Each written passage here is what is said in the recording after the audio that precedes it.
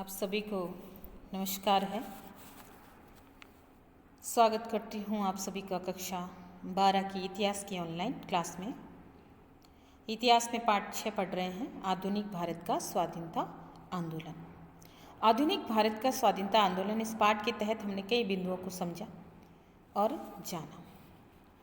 आज का जो हमारा अध्ययन बिंदु है या टॉपिक जो है वो है आज़ाद हिंद फौज। आज़ाद हिंद फौज का गठन कैसे हुआ, इसमें किन किन लोगों का योगदान था और क्या क्या कार्य थे, इसके बारे में हम आज के इस अध्ययन बिंदु के अंदर समझेंगे और जानेंगे। तो हम समझते हैं आज़ाद हिंद फौज। ये पॉइंट आपके बोर्ड के एग्ज़ाम के लिए भी महत्वपूर्ण है और बोर्ड परीक्षा के लिए उपयोगी है। ठीक है, ये सिलेबस के अंदर है तो आपको इसको ध्यान से पढ़ना है और समझना है। तो आज़ाद हिंद फौज के बारे में हम जानते हैं। द्वितीय विश्व युद्ध में दिसंबर 1941, समय क्या है 1941 में, जापानियों ने उत्तर मलाया में ब्रिटिश सेना को पराजित कर दिया। देखिए, द्वितीय विश्व युद्ध चल रहा है और द्वितीय विश्व युद्ध आरंभ हुआ है 1939 के अंदर, और ये वो समय है जिसमें थोड़ा सा समय निकल चुका है द्वितीय विश्व युद्ध का।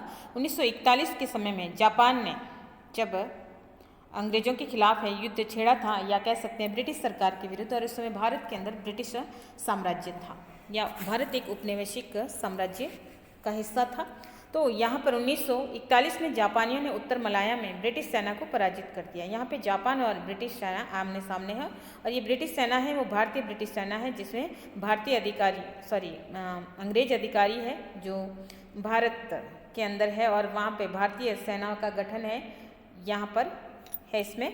तो ये भारतीय वो सेना है जिसमें भारतीय सैनिक है लेकिन जो है ब्रिटिश सेना के अंतर्गत आती है।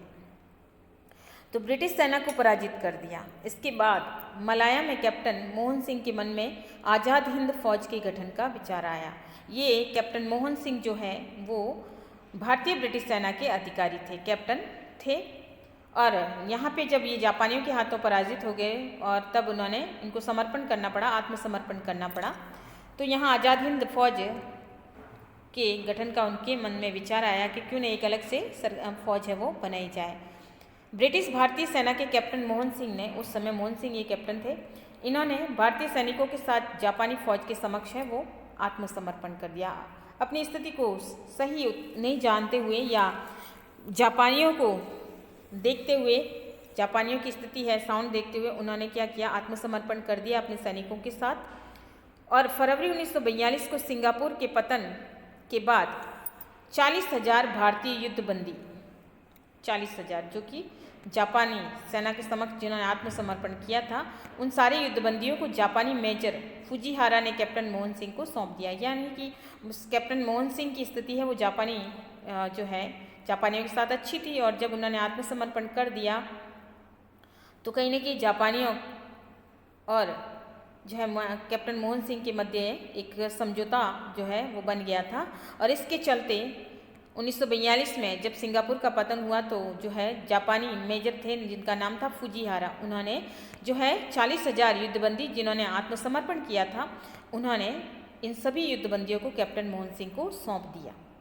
ठीक है, 23 जून 1942 को बैंकॉक में रास बिहारी बोस की अध्यक्षता में भारतीय स्वतंत्रता लीग की स्थापना की गई। बैंकॉक जो कि थाईलैंड की राजधानी है। तो यहाँ पर जो है 23 जून 1942 को जो है भारतीय रास बिहारी बोस की अध्यक्षता में स्वतंत्रता लीग की स्थापना की गई। ये प्रश्न भी पूछा जाता है कि भारतीय स्वतंत्रता लीग की स्थापना कब की गई, कहाँ की गई, तो इस प्रकार का उत्तर आपका बनेगा। बैंकॉक सम्मेलन में यह निश्चय किया गया कि भारतीय सैनिकों एवं पूर्व एशिया के भारतीय नागरिकों को लेकर भारतीय राष्ट्रीय सेना बनाई जाए। 1 सितंबर 1942 को भारतीय युद्धबंदियों को लेकर आज़ाद हिंद फौज की स्थापना की गई। मोहन सिंह भकना या कह सकते हैं कैप्टन मोहन सिंह, जिन्हें आज़ाद हिंद जो है सेना के बारे में सोचा या इसके गठन के बारे में सोचा, और फिर 1 सितंबर 1942 को भारतीय युद्धबंदी जो भी थे 40,000 उनके साथ है आज़ाद हिंद फौज की स्थापना की गई। इसकी पहली डिवीज़न के गठन के साथ ही नियमित इसकी स्थापना 1 सितंबर 1942 को हो गई। तो आज़ाद हिंद फौज की जो वास्तविक स्थापना है वो 1 सितंबर 1942 को हुई। रास बिहारी बोस द्वारा निमंत्रण मिलने पर सुभाष चंद्र बोस जर्मनी पनडुब्बी द्वारा जापान आए। उस समय सुभाष चंद्र बोस को भी ये खबर दी गई रास बिहारी बोस के द्वारा, और फिर सुभाष चंद्र बोस जो है जर्मनी के अंदर थे और वहाँ पर पनडुब्बी के द्वारा ये जापान आए। जून 1943 में सुभाष चंद्र बोस जापान के टोक्यो शहर पहुँचे, जो कि जापान की राजधानी है। सुभाष चंद्र बोस टोक्यो रेडियो पर ब्रिटिश शासन के विरुद्ध सशस्त्र क्रांति की घोषणा कर दी। यहाँ पे सुभाष चंद्र बोस जो कि अंग्रेजों के खिलाफ थे और उन्होंने उस समय की व्यवस्था के खिलाफ, ब्रिटिश शासन के खिलाफ है, उन्होंने सशस्त्र क्रांति यानी कि लड़ेंगे हम अंग्रेजों के साथ या ब्रिटिशों के साथ, और उन्होंने इसकी घोषणा है वो कर दी। सुभाष चंद्र बोस सिंगापुर पहुंचे। जहाँ 4 जुलाई 1943 को रास बिहारी बोस ने पूर्व एशिया में भारतीय स्वाधीनता आंदोलन का नेतृत्व सुभाष चंद्र बोस को सौंप दिया। यहाँ पर जो है जब सुभाष चंद्र बोस यहाँ आ गए सिंगापुर, और यहाँ पर 4 जुलाई 1943 को रास बिहारी बोस ने इस आंदोलन का नेतृत्व है वो सुभाष चंद्र बोस को सौंप दिया। सुभाष चंद्र बोस भारतीय स्वतंत्रता लीग के अध्यक्ष बने। सुभाष चंद्र बोस ने 21 अक्टूबर 1943 को सिंगापुर के कैथहॉल में अस्थायी भारतीय सरकार की स्थापना की घोषणा की, यानी भारत की सरकार जो कि अंग्रेजों के खिलाफ उन्होंने ये घोषणा की थी। जापान, जर्मनी, इटली, बर्मा, चीन, थाईलैंड, फिलीपींस, मंचूरिया आदि की सरकारों ने आज़ाद हिंद फौज का अस्थायी सरकार को मान्यता भी प्रदान कर दी। ये सारे देश कहीं ना कहीं जो है सुभाष जी के साथ थे या आज़ाद हिंद फौज के प्रति सहानुभूति रखते थे, और उन्होंने इसको मान्यता भी दे दी। सुभाष चंद्र बोस ने जापान के सेनाध्यक्ष को इस बात के लिए सहमत कर दिया कि भारत बर्मा सीमा पर आज़ाद हिंद फौज भी जापानी सेना के साथ अंग्रेजी सेना के विरुद्ध युद्ध लड़ेगी। यहाँ पर सुभाष चंद्र बोस ने जापान के सेनाध्यक्ष थे जो भी, तो इस बात के लिए उन्हें सहमत कर लिया कि जो आज़ाद हिंद फौज जो बनी है वो जापानी सेना का साथ देगी और वो अंग्रेजों के विरुद्ध है वो युद्ध करेगी। यहाँ पर सुभाष चंद्र बोस ने जापानी सेना को ये विश्वास पूरी तरह से दिला दिया कि वो अंग्रेजों के साथ नहीं है बल्कि वो जापानियों के साथ होना ज़्यादा पसंद करेगी, और ऐसे में उन्होंने उनको ये विश्वास दिलाया। सुभाष चंद्र बोस ने आज़ाद हिंद फौज के सैनिकों के समक्ष दिल्ली चलो का नारा दिया। जितने भी आज़ाद हिंद सैनिक थे उनको ये कहा कि चलो दिल्ली चलें, अर्थात भारत की तरफ चलना है। तो यहाँ पे प्रश्न पूछा जा सकता है कि दिल्ली चलो का नारा किसने दिया था, तो सुभाष चंद्र बोस ने दिया था। उन्होंने अपने भाषण में कहा कि तुम मुझे खून दो मैं तुम्हें आज़ादी दूंगा। 2 प्रश्न यहाँ सिंगल एक नंबर के बनते हैं कि तुम मुझे खून दो और मैं तुम्हें आज़ादी दूंगा, ये वाक्य किसका है या ये किसके शब्द हैं, और दिल्ली चलो का नारा किसने दिया था, तो भी आपको याद रखना है सुभाष चंद्र बोस। और तीसरा प्रश्न और आ रहा है कि महात्मा गांधी के लिए राष्ट्रपिता शब्द का सबसे पहले प्रयोग है वो सुभाष चंद्र बोस ने यहाँ पर किया है। उन्होंने रेडियो पर गांधी जी को संबोधित करते हुए कहा कि भारत की स्वाधीनता का आखिरी युद्ध है अब प्रारंभ हो चुका है। राष्ट्रपिता भारत की मुक्ति के इस पवित्र युद्ध में हम आपका आशीर्वाद और शुभकामनाएं चाहते हैं। और उन्होंने गांधी जी से आशीर्वाद भी मांगा कि अब ये स्वाधीनता का युद्ध, स्वतंत्रता का युद्ध है वो प्रारंभ हो गया है, और आप हमें इस पवित्र युद्ध में हमें आशीर्वाद दें कि हमें शुभकामना दें कि हमें इसमें जो है कह सकते हैं कि जीत मिले या विजय प्राप्त हो। आज़ाद हिंद फौज का मुख्यालय रंगून बनाया गया। रंगून जो कि बर्मा की राजधानी है, म्यांमार की राजधानी है, और यहाँ पे अनेक प्रकार की रेजिमेंट बनाई गई। गांधी, सुभाष और नेहरू ब्रिगेड भी बनाई गई, और झांसी की रानी ये महिलाओं का एक दल है, इसकी या महिला का ब्रिगेड दल है वो यहाँ पर बनाया गया। अंडमान एवं निकोबार टापुओं को अधिकार में लेकर आज़ाद हिंद की अस्थायी सरकार ने अंडमान का नाम शहीद द्वीप जो है और निकोबार का नाम स्वराज्य द्वीप रख लिया। ठीक है, यहाँ पर दोनों अधिकार, यहाँ पर अंडमान और निकोबार द्वीप समूह, चूँकि यहाँ पे आज़ाद हिंद फौज की अस्थायी सरकार ने इस द्वीप का नाम है वो बदल दिया, इन द्वीपों का नाम, और इस अंडमान का नाम शहीद द्वीप और निकोबार का नाम स्वराज्य द्वीप रखा। तो यहाँ पे भी आपका प्रश्न बनता है कि अंडमान द्वीप का नाम है वो क्या रखा गया था, सुभाष चंद्र बोस या आज़ाद हिंद फौज की अस्थायी सरकार के द्वारा, और निकोबार द्वीप समूह का द्वीप का क्या नाम रखा गया था, स्वराज्य द्वीप और शहीद द्वीप। ये दोनों भी आपको याद रखने हैं। इन द्वीपों पर भारत का झंडा फहराया गया। यहाँ पर जो है भारतीय झंडा। और आज़ाद हिंद फौज के सैनिकों ने जापानी फौज के साथ कोहिमा पर भी कब्जा कर भारत का तिरंगा झंडा लहरा दिया। कोहिमा जो कि नागालैंड की राजधानी है। तो यहाँ पर सब जगह ब्रिटिश अधिकार थे सॉरी ब्रिटिश अधीन साम्राज्य था। तो ऐसे में अब ये आज़ाद हिंद फौज बढ़ रही थी और स्वाधीनता के लिए संघर्ष कर रही थी। और यहाँ पर जो जो इलाके ब्रिटिश सेना के हाथ में थे या ब्रिटिश अधिकारियों के अधीन थे या कह सकते हैं ब्रिटिश साम्राज्य का हिस्सा थे, उनके ऊपर भारतीय झंडा है वो लहराया गया। आज़ाद हिंद फौज इम्फाल तक पहुँच गई। इम्फाल जो कि नागालैंड की मणिपुर की राजधानी है। जून 1944 को के बाद जापान आगे नहीं बढ़ सका और आज़ाद हिंद फौज को रसद सामग्री, गोला बारूद और दवाइयों की कमी के कारण काफ़ी जो है परेशानी उठानी पड़ी। अब ये यहाँ पर कि 1944 से पूर्व तो आज़ाद हिंद फौज को जापानी सेनाओं के माध्यम से या जापानी अधिकारियों के माध्यम से काफ़ी कुछ मदद मिल रही थी, जिसमें रसद सामग्री, गोला बारूद, दवाइयाँ इत्यादि। लेकिन 1944 के बाद जापान की स्थितियाँ थोड़ी डामाडोल हो गई और वो आगे नहीं बढ़ पाया। और ऐसी स्थिति में यहाँ पर जो है आज़ाद हिंद फौज के लिए कठिनाइयाँ काफ़ी उत्पन्न हो गई और उन्हें परेशानियाँ उठानी पड़ी। अगस्त 1945 में जापान ने अपनी पराजय के बाद आत्मसमर्पण कर दिया। अब यहाँ पर ये विश्व युद्ध की समाप्ति का समय है, द्वितीय विश्व युद्ध का समय। इसमें पराजित हो गया जापान और यहाँ पर आत्मसमर्पण कर दिया ब्रिटिश सेना के आगे। सुभाष चंद्र बोस 18 अगस्त 1945 को फार्मोसा के ताइहोकू हवाई अड्डे से विमान से जैसे ही रवाना हुआ विमान में आग लग गई। जापानी सूत्रों के अनुसार सुभाष चंद्र बोस को घायल अवस्था में अस्पताल पहुंचाया गया था। ये आज भी संशय का विषय है कि यहाँ पर देखिए आत्मसमर्पण कर दिया। और यहाँ पर सुभाष चंद्र बोस है वो फार्मोसा जो कि द्वीप है ताइवान का, और यहाँ पर इस हवाई अड्डे से ये रवाना हुए। लेकिन कहा जाता है कि यहाँ पे जो है विमान में आग लग गई और ऐसी स्थिति में वो घायल हो गए थे और घायलावस्था में सुभाष चंद्र बोस को अस्पताल पहुँचाया गया था। अभी तक इस पर संशय है कि वास्तविक स्थिति क्या रही होगी। जापान के युद्ध में पराजय के बाद आज़ाद हिंद फौज के अधिकारियों एवं सैनिकों को गिरफ्तार कर युद्धबंदी के रूप में भारत लाया गया।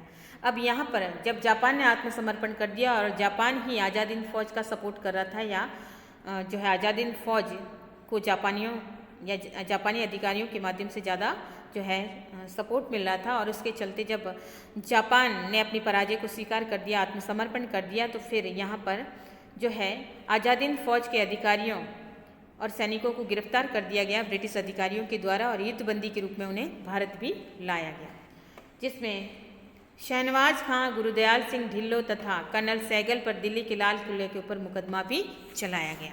आज़ाद हिंद फौज के अधिकारियों और सैनिकों की रिहाई के लिए देश में आंदोलन शुरू हो गया। अब यहाँ पर बहुत सारे लोग हैं इसके अंदर बंदी बनाए गए थे अंग्रेज सरकार के द्वारा या ब्रिटिश साम्राज्य के द्वारा, और फिर यहाँ पर भारतीय लोगों ने अधिकारियों और सैनिकों की रिहाई के लिए आंदोलन शुरू कर दिया। भूलाभाई देसाई, तेज बहादुर सप्रू और कैलाशनाथ काटजू, आसफ अली, जवाहरलाल नेहरू आदि ने बचाव पक्ष के वकील के रूप में न्यायालय में इन अधिकारियों के मुकदमे की पैरवी की कि इन सब ने जो है जो अधिकारी यहाँ जिनके ऊपर है मुकदमे चलाए जा रहे थे उन सब में इन्होंने वकील बनकर पैरवी भी की, और साथ में सैनिक न्यायालय ने इन अधिकारियों को मृत्युदंड की सजा दे दी। अब यहाँ पे जो सैनिक अधिकारी या सैनिक न्यायालय थे इन सब को जो आज़ाद हिंद फौज के अंदर थे उनको मृत्युदंड की सजा मिली। पूरे देश में इस निर्णय के विरुद्ध जन आंदोलन शुरू हो गया। भारतीय जनता की तीखी प्रतिक्रिया को देखते हुए तत्कालीन वायसराय लॉर्ड वेवल ने अपने विशेषाधिकार का प्रयोग करते हुए इनकी सजा भी माफ़ कर दी। ठीक है, तो इस प्रकार से इनकी सजा को फिर माफ़ कर दिया, क्योंकि उस समय लॉर्ड वेवल थे, वायसराय थे, और वायसराय ने जब यहाँ पे जन आंदोलन की तीखी प्रक्रिया देखी या भारतीय जनता का तीखा जो रूप देखा तो उसके चलते उन्होंने बुद्धिमानीपूर्ण कदम उठाया और अपने विशेषाधिकारों का प्रयोग करते हुए लॉर्ड वेवल ने जो है इन अधिकारियों की सज़ा को माफ़ कर दिया। आज़ाद हिंद फौज के त्याग और बलिदान ने भारतीयों के मन में स्वतंत्रता की भावना को तीव्र कर दिया। अब लोग शीघ्र स्वतंत्रता प्राप्त करना चाहते थे। अब वो चाहते थे कि ये ब्रिटिश अधिकारी है वो भारत से चले जाएं और भारत को आज़ाद घोषित कर दें। आज़ाद हिंद फौज के सैनिकों के बचाव के लिए चलाए जा रहे आंदोलन में विभिन्न वर्ग के लोग सम्मिलित हुए। राजनीतिक दलों के साथ व्यवसायी, ब्रिटिश सैनिक, भारतीय ब्रिटिश सैनिक और युवा आदि बहुत बड़ी संख्या में इनके बचाव के पक्ष में आ गए। छात्र कक्षा का बहिष्कार भी करने लगे कि बहुत सारे भारतीय जनता के ऊपर इसका पॉजिटिव प्रभाव पड़ा और बहुत सारे युवा है ब्रिटिश इनके बचाव के पक्ष में आए और वहीं छात्र वगैरह थे, युवा पीढ़ी के छात्र, वो कक्षाओं का बहिष्कार करने लगे। साथ में व्यवसायियों ने अपनी दुकानें बंद कर दी। इसका प्रभाव ब्रिटिश नौसेना और थल सेना के ऊपर भी पड़ा। फरवरी 1946 में बम्बई की नौसेना के विद्रोहियों ने आज़ाद हिंद फौज के सिपाहियों को छोड़ने की मांग की और गुप्तचर ब्यूरो के निदेशक ने आज़ाद हिंद फौज के सैनिकों को रिहा करने के लिए चलाए जा रहे आंदोलन के बारे में कहा और उन्होंने कहा कि शायद ही ऐसा कोई मुद्दा हो जिसमें भारतीय जनता ने इतनी दिलचस्पी दिखाई और ये कहना गलत नहीं होगा कि जिससे व्यापक सहानुभूति मिली हो। तो उन्होंने ये कहा है कि जब यहाँ पे उन सैनिकों को या भारतीय स्वतंत्रता सैनिकों को जब दंड दिया जा रहा था, उन्हें लगातार जेल में रखा जा रहा था, उसके चलते यहाँ पे भारतीय जनता ने, व्यापारियों ने, अधिकारियों ने, युवा दल ने, विद्यार्थियों ने, सब ने उनके प्रति सहानुभूति दिखाई और इनको सज़ा माफ़ करने की बात की है और इसके चलते उन्होंने गुप्तचर ब्यूरो के निदेशक थे आज़ाद हिंद फौज के बारे में, सैनिकों के बारे में उन्होंने कहा है कि ऐसा कोई मुद्दा हो भारत के अंदर जिसमें किसी जनता ने इतनी अधिक दिलचस्पी दिखाई, ये कहना गलत नहीं होगा कि जिसे इतनी व्यापक सहानुभूति मिली हो। तो ये थी आज़ाद हिंद फौज की किस प्रकार से कैप्टन मोहन सिंह ने आत्मसमर्पण किया और बाद में रास बिहारी बोस और सुभाष चंद्र बोस के नेतृत्व में जापानी सेना के या जापानी दल के सहयोग से आज़ाद हिंद फौज बनी और उसके बाद उसके कार्य हमने देखे हैं और अंत में ब्रिटिश सेना 1945 में युद्ध बंद हुआ, उस दौरान जापान हारने लगा तो फिर आत्मसमर्पण कर दिया। उसके बाद आज़ाद हिंद फौज को भी झुकना पड़ा और फिर उनके अधिकारियों को किस प्रकार से सजा या मुकदमे उनके ऊपर चलाए गए और भारतीय जनता ने किस प्रकार से उन सभी का सपोर्ट किया, साथ दिया और इसके चलते उनकी सजा लॉर्ड वेवल को भी माफ़ करनी पड़ी और सैनिकों के बारे में भी ब्रिटिश सरकार को काफ़ी कुछ सोचना पड़ा। तो अब हम जानते हैं सुभाष चंद्र बोस के बारे में, जिन्होंने आज़ाद हिंद फौज के गठन में अपना योगदान दिया।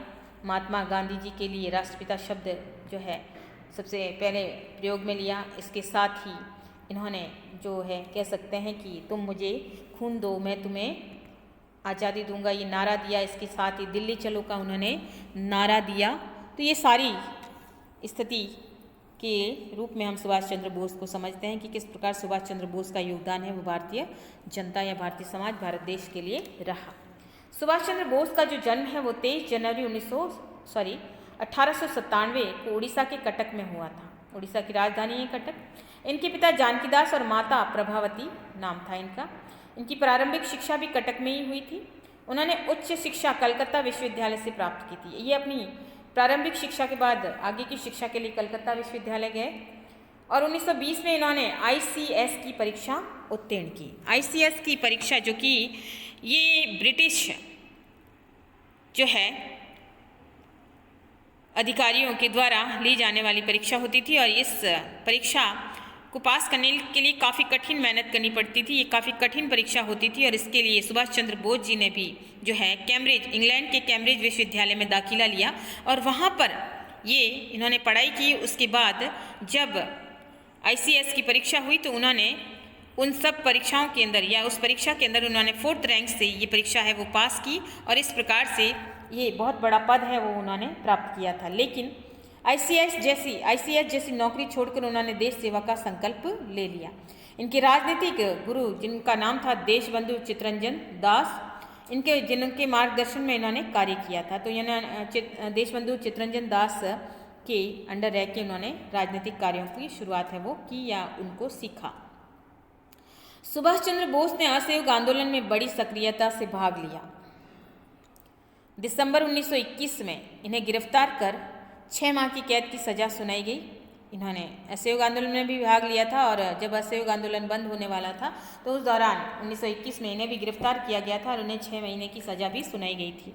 गांधी जी के असहयोग आंदोलन वापस लिए जाने पर उन्होंने दुख व्यक्त किया था, क्योंकि ये एक बहुत बड़ा आंदोलन था जिसमें जो है 1857 की क्रांति के बाद ये दूसरा इतना बड़ा विशाल आंदोलन था जिसमें भारतीय जन समुदाय ने पूरी तरह से जो है सहयोग दिया था। लेकिन जैसे ही चोरी चोरा हत्याकांड हुआ या चोरी चोरा हत्याकांड के दौरान जो आग लगा दी गई थी पुलिस थाने के अंदर, उसके चलते गांधी जी ने इस आंदोलन को वापस ले लिया।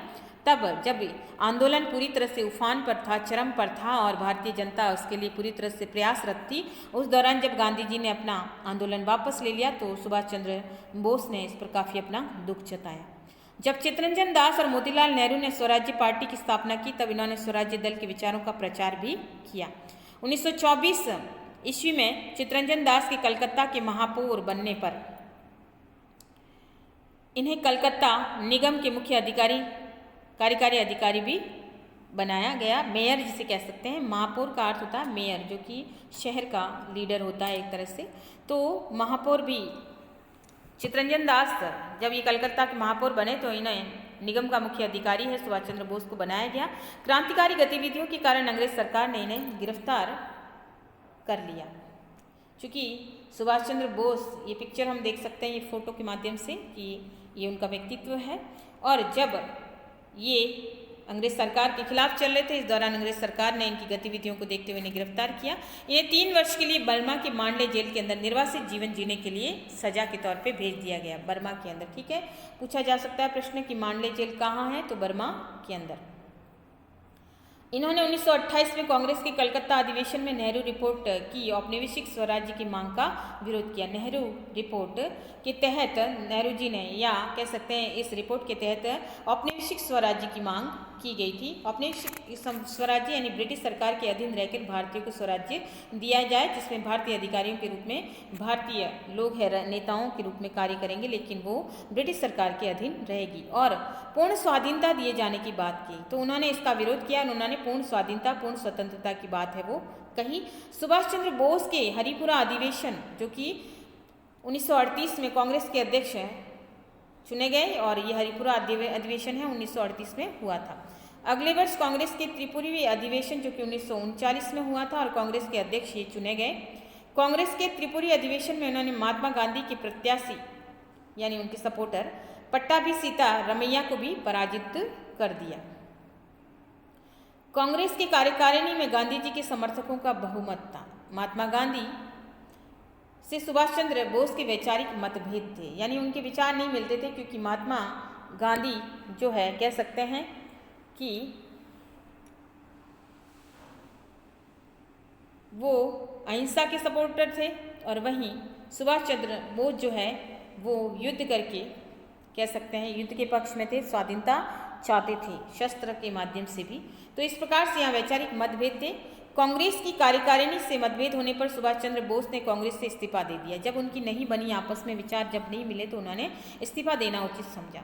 सुभाष चंद्र बोस के इस्तीफा देने के बाद राजेंद्र प्रसाद कांग्रेस के अध्यक्ष है वो बनाए गए। आपको ये भी याद रखना है कि कांग्रेस के अध्यक्ष कौन बने हैं, तो डॉक्टर राजेंद्र प्रसाद। मई 1939 में सुभाष चंद्र बोस ने एक नए दल, जिसे नाम दिया है फॉरवर्ड ब्लॉक, की स्थापना की, और सुभाष चंद्र बोस को आगामी 3 वर्ष के लिए कांग्रेस के किसी भी निर्वाचित पद के लिए प्रतिबंधित कर दिया गया। जब इन्होंने कांग्रेस से इस्तीफा दे दिया और उनका मतभेद जब खुलकर सामने आने लगा, और इसके चलते उन्होंने इस्तीफा दे दिया, और इसके बाद उन्होंने नया दल बनाया जिसका नाम था फॉरवर्ड ब्लॉक, और इसके चलते कांग्रेस नाराज हो गई और उन्हें 3 वर्षों के लिए कांग्रेस में किसी भी निर्वाचित पद के लिए प्रतिबंधित कर दिया, यानी उसमें कांग्रेस का हिस्सा नहीं रहेंगी।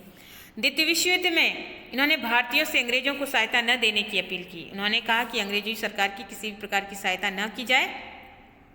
वे भारत की स्वतंत्रता के लिए ब्रिटेन के विरोधी देशों से सैनिक सहायता प्राप्त करने के लिए पक्षधर थे। 2 जुलाई 1940 को भारत सुरक्षा कानून के अंतर्गत इन्हें गिरफ्तार भी कर लिया गया। इनको गिरफ्तार कर लिया गया 2 जुलाई 1940 को। जेल में इन्होंने आमरण अनशन शुरू कर दिया। इस पर जेल से रिहा कर कलकत्ता के एलिगन रोड पर स्थित इनके घर पर कड़े पहरे के बीच में इनको नज़रबंद कर दिया गया। और 16 जनवरी 1941 का समय। ये अंग्रेजों को चकमा देकर घर से निकल गए, अंग्रेज सरकार को चकमा दे दिया इन्होंने। ये पठान के वेश में छुपते हुए काबुल पहुंचे। पठान यानी जो है मुस्लिम जो है पठानी लोग हैं जो सूट पहनते हैं, लंबा चौड़ा कुर्ता और पजामा, और इसके चलते उन्होंने इसी तरह का वेश धारण किया और ये काबुल जो कि अफगानिस्तान की राजधानी है, लुकते छुपते ये काबुल पहुंचे। वहाँ से रूस होते हुए जर्मनी की बर्लिन शहर जो कि जर्मनी की राजधानी है वहाँ पहुँचे। जर्मनी में सुभाष चंद्र बोस ने हिटलर से मुलाकात की। उस समय जर्मनी का चांसलर था हिटलर, जिन्होंने जो कि मुखिया कह सकते हैं, जर्मनी का अधिनायक। सुभाष चंद्र बोस की मुलाकात हिटलर से हुई और जर्मनी में इन्हें नेताजी कहकर पुकारा गया। यहाँ पर उनका नाम है वो नेताजी रखा गया। रासबिहारी बोस के निमंत्रण पर सुभाष चंद्र बोस जापान पहुँचे और उसके बाद वापस जापान गए। आज़ाद हिंद फौज की कमान उन्होंने संभाली है। तो यहाँ पर इन्होंने कमान भी संभाली। जापानी सूत्रों के अनुसार वायुयान दुर्घटना में 18 अगस्त 1945 को इनकी मृत्यु हो गई, किंतु मृत्यु को लेकर संशय की स्थिति आज भी बनी रही। इस हेतु शाहनवाज आयोग, खोसला आयोग और मुखर्जी आयोग का गठन भी किया गया। देखिए यहाँ पर रासबिहारी बोस ने जब सुभाष चंद्र बोस को निमंत्रण दिया तो ये जापान पहुंचे और इन्होंने आज़ाद हिंद फौज की जो है कमान भी संभाली। लेकिन जापानी सूत्रों के अनुसार इनका ये वायुयान जो है 18 अगस्त 1945 को जो कि फार्मोसा के ताइहोकू हवाई अड्डे से ये रवाना हुआ था और उस दौरान विमान के अंदर आग लगी। और इस बार जापानी सूत्रों के अनुसार सुभाष चंद्र बोस को घायल अवस्था में अस्पताल पहुंचाया गया और वहां पर उनकी मृत्यु हो गई। लेकिन संशय की स्थिति आज भी है और इसके बाद इनकी मृत्यु पे जो है कई प्रकार की खोजबीन छानबीन की गई और इसके लिए शाहनवाज आयोग, खोसला आयोग और मुखर्जी आयोग का गठन भी किया गया। तो ये था आज का हमारा टॉपिक, जिसमें हमने सुभाष चंद्र बोस और आज़ाद हिंद फौज के बारे में जाना और समझा कि किस प्रकार से आज़ाद हिंद फौज बनी और किस प्रकार से सुभाष चंद्र बोस का योगदान है इस आज़ाद हिंद फौज को आगे बढ़ाने में रहा और अंत में उनकी कैसी मृत्यु हुई इसके बारे में। तो ये था आज का हमारा छोटा सा टॉपिक। आशा करती हूँ आपको समझ में आया होगा। धन्यवाद।